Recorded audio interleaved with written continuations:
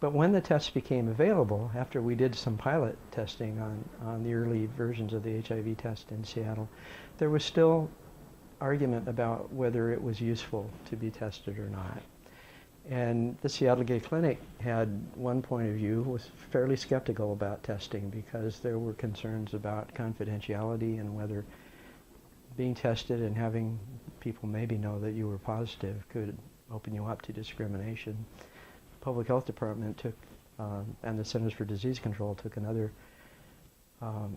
direction, arguing that the more people who knew that they were infected, the more likely that they were to take responsibility for being safer in their sexual practices, and eventually might be able to get medical interventions as they were developed. So that kind of back and forth happened in the community quite a bit in about 1986, 1987.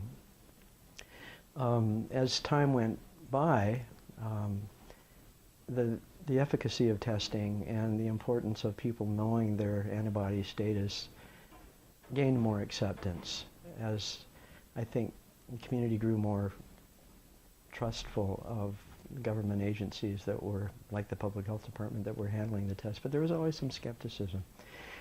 Probably Seattle had less difficulty getting testing up and running than many other cities because we had a pretty good relationship between public health and the university and the gay community at that point.